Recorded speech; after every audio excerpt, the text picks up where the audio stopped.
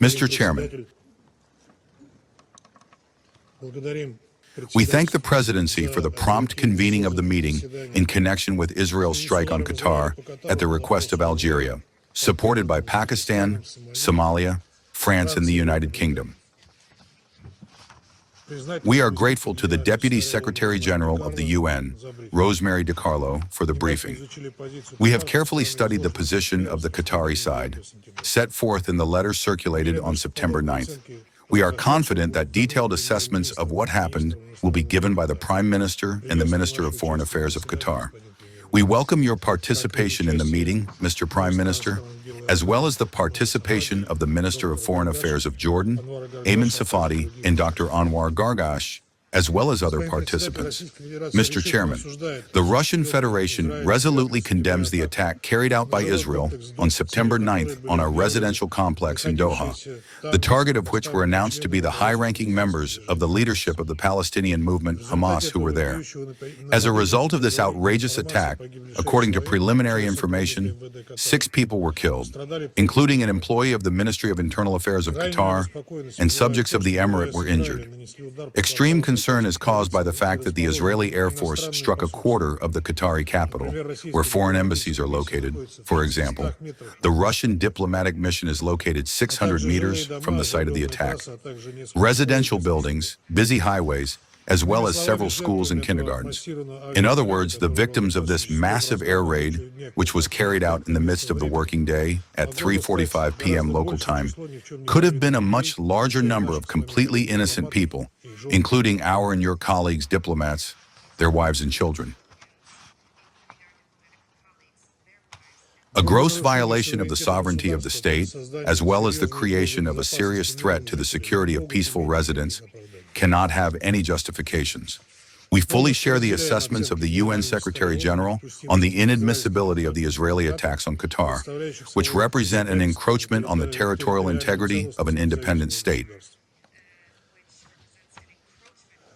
We share the words of the Secretary-General also about the positive role of Qatar in its aspiration to put an end to the war in the Gaza sector that has been going on for almost 2 years.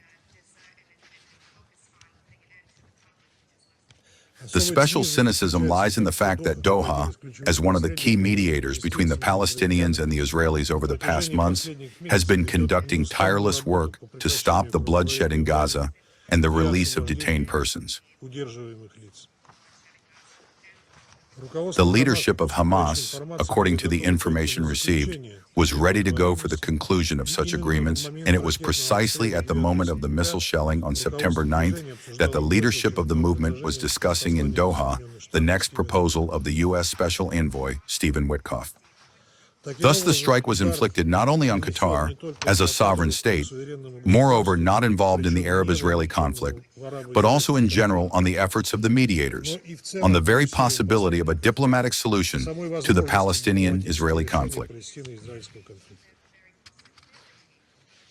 It is obvious that the Israeli foray will have the most serious consequences, both for the already monstrous situation in Gaza and for the security of the vast Middle East region. Mr. Chairman, unfortunately, what happened 2 days ago is not a coincidence, but a logical consequence of the absolute impunity of Israel, which time after time tests the boundaries of the permissible and discovers for itself all new frontiers, taking advantage of the international diplomatic cover from Washington.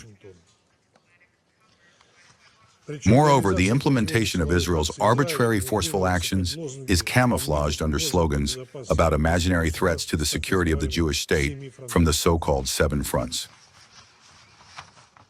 We all perfectly remember how in the night on July 31st, 2024, in Tehran, the then head of the political bureau of Hamas, Ismail Haniyeh, was killed. At that time, the leader of the Palestinian movement was in the Islamic Republic on an official invitation to participate in the inauguration ceremony of the elected president of the Islamic Republic of Iran, Masoud Pezeshkian. Then the political assassination was committed with the same very purpose, to inflict a serious blow on the mediated negotiations between Hamas and Israel, aimed at a ceasefire in the Gaza sector. The strike on Qatar, where a large American military base is located, has become a principally new stage of regional escalation? If the Israelis are ready to eliminate their political opponents in a state very close to their main ally, what stops them from similar actions in any other capital in the world? Why, in principle, conduct scrupulous negotiations on a ceasefire and the release of hostages if one can simply put a bullet in the forehead to one's interlocutor? Mr. Chairman, the vicious practice of liquidations of prominent political and military figures is not just a crime. It is an outrage over the principles of civilized interaction between states, which creates risks of uncontrollable escalation. We call on Israel to abandon reckless, aggressive actions that provoke the unwinding of the spiral of violence in the region. All members of the Council must send a similar signal.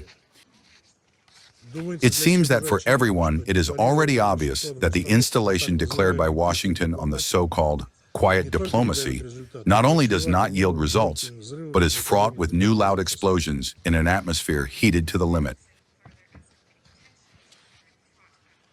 And it is precisely referring to it that the American delegation has been blocking any efforts on the Security Council platform for almost 2 years.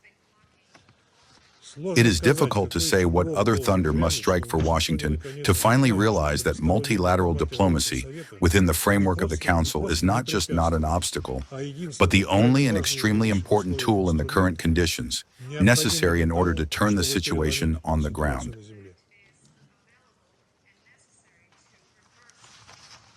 In this regard, we support the mood of the 10 non-permanent members of the Council to promote the Security Council resolution project on the situation in Gaza, with an emphasis on the demand for Israel to lift all restrictions on the supply of humanitarian aid to the enclave.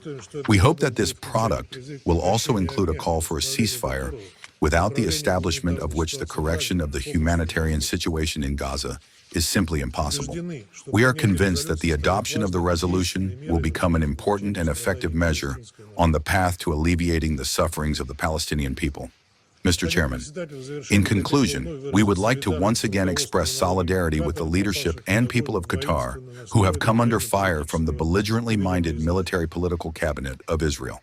The detailed, consolidated Russian-Arab assessments of this arbitrary, forceful action, and in general of the events in the Middle East, were made today in Sochi, following the ministerial meeting, Russia Council of Cooperation of the Arab States of the Persian Gulf. The Security Council also adopted a statement for the press in connection with the strikes in Doha. Unfortunately, it does not reach the point where everything needed in it is reflected. Not all things are called by their names,